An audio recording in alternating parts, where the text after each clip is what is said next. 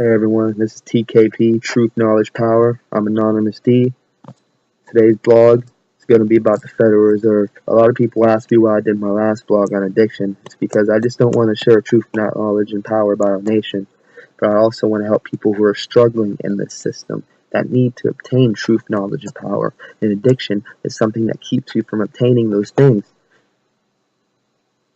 The people on top don't want us to obtain these things. Top 1% don't want us to attain these things.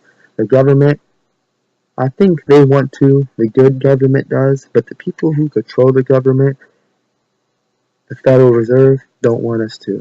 And they allow people like Lil Wayne and other commercialized rappers to spread the belief into our culture and our generation that all you should be worried about is spending money, buying drugs, and fucking hoes.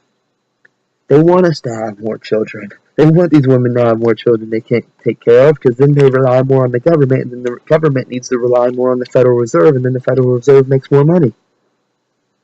Anyways, there's a report by Michael Snyder, 25 Fast Facts about the Federal Reserve, the biggest Ponzi scheme in world history. He asked for it to be shared with everyone, so I'm going to share it, and as I'm reading, put my input, and hopefully this will make you want to look into it more. Since 1935, the following still appears on the reverse side of every $1 Federal Reserve note. The pyramid. They're up here, we're down here.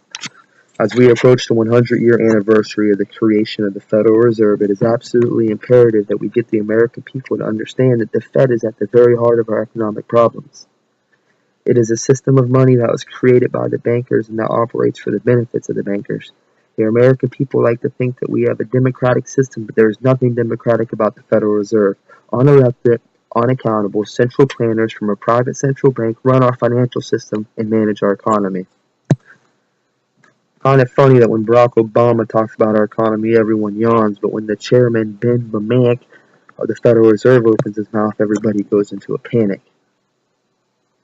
The Fed is the biggest Ponzi scheme in the history of the world, and if the American people truly understood how it really works, they would be screaming for it to be abolished immediately. There would be thousands, even millions in the streets if they actually gave a damn. There's these corporations that are backed by the banks that are backed by the Federal Reserve. Some of those banks have presidents who are in it. And these corporations are stretching all over the world, and all they care about is money. They don't care about your health. They don't care about your father's retirement or your college. They care about profit, profit, profit. Not the environment, profit. Not your wages, profit. Not your kids, profit. Anyways, I'm going to start the 25 Fast Facts. Oh, before I do, in the 1800s, the U.S. tried to make two national banks that both failed. We were most prosperous when there was a free market. There was less inflation and people were more happy. But the bankers wanted a central bank. They wanted that control. In the early 1900s, they had one corrupt senator push this Federal Reserve Act through Congress overnight while much of the Congress was on holiday.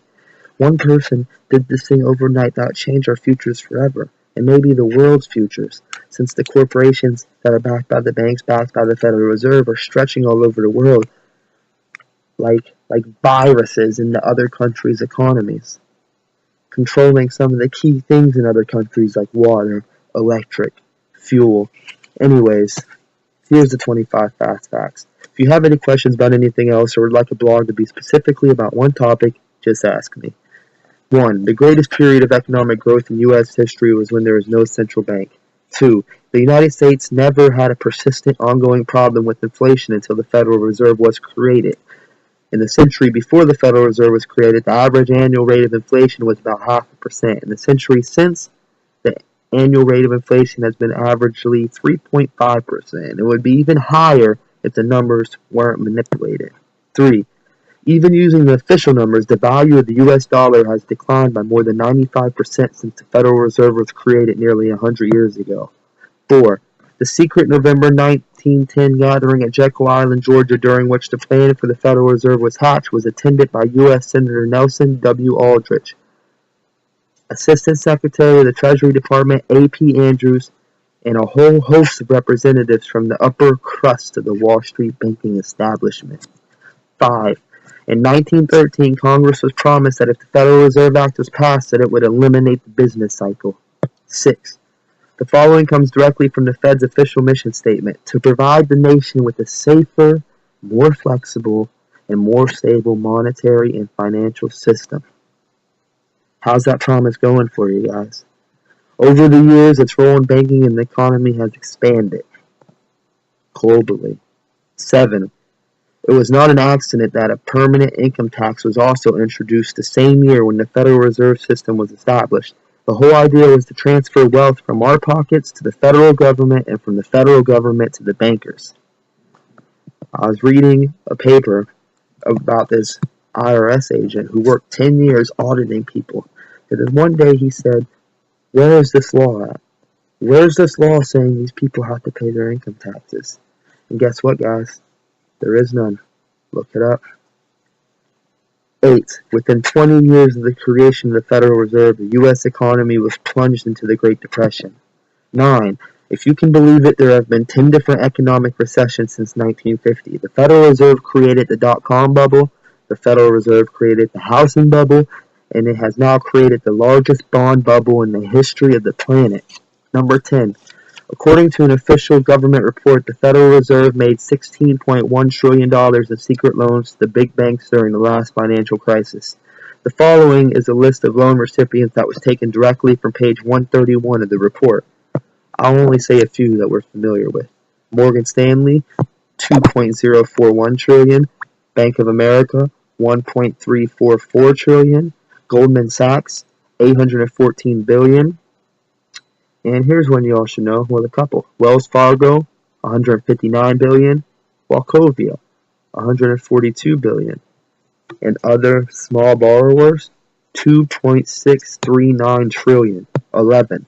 The Federal Reserve also paid those big banks $659.4 million in fees to help administer those secret loans. Make them secret. 12. The Federal Reserve has created approximately $2.75 trillion out of thin air and injected it into the financial system over the past 5 years. This has allowed the stock market to soar to unprecedented heights, but it has also caused our financial system to become extremely unstable. 13. We were told that the purpose of quantitative easing is to help stimulate the economy. But today the Federal Reserve is actually paying the big banks not to lend out $1.8 trillion in excess reserves that they have parked at the Fed. Don't lend the money to the people. 14. Quantitative easing overwhelmingly benefits those that own stocks and other financial investments. In other words, quantitative easing overwhelmingly favors the wealthy, the top 1%, not us. Unless there's a very, very rich gentleman watching this video. Even Barack Obama has admitted that 95% of the income gains since he has been president have gone to the top 1% of income earners. Even the president for the people has said this. Barack Obama was elected. They put him in on purpose, knowing that the lower class, no matter what color, and most college students and very left liberals would be, yay, put Obama in. And that blinded us. Because then they start taking away our rights with all these new laws, like being able to search your car without a warrant, and all these other small things that I can get into later if you'd like. But we're in a position where we can't say, hey, why'd you do that? I didn't vote for that. Well, yes, you did. You voted for Barack Obama. And all these things are happening underneath him, so our pride is holding us back and either holding us back, some of us, or for some of us keeping our head turned while they're taking away all these rights because we're so proud that we picked a good, diverse president, but that's all we're proud about. We're not paying attention to anything he's doing or anything the Congress underneath him is doing. My bad, he's not doing most of it. But did you know that the group that killed Osama bin Laden is able to do hits in any country in the world, even the United States? I can get into that later. Number 15, the gap between... Well, let me go back to what I was saying to make it more clear. The military group that killed Osama bin Laden has lots of different branches. I'll let you know their name if you ask. But under Barack Obama, they have more range to be able to conduct their missions than they had under any other president. Number 15. The gap between the top 1% and the rest of the country is now the greatest that it has been since the 1920s. 16. The Federal Reserve has argued that in federal court that it is not an agency of the federal government and therefore not subject to the Freedom of Information Act. So we can't know anything about it because they're saying they're not a government agency. But then other advocates trying to support them and back them up say they are. So they're pretty much in this special place in between where they can keep everything secret and we can't know anything about it. 17. The Federal Reserve openly admits that 12 regional Federal Reserve banks are organized much like private corporations. 18. The regional Federal Reserve banks issue shares of stock to the member banks that own them. 19. The Federal Reserve System greatly favors the biggest bank. Back in 1970, the 5 largest U.S. banks held 17% of all U.S. banking industry assets. Today, they hold 52% of all U.S. banking industry assets. 20. The Federal Reserve is supposed to regulate the big banks, but has done nothing to stop a $441 trillion interest rate derivatives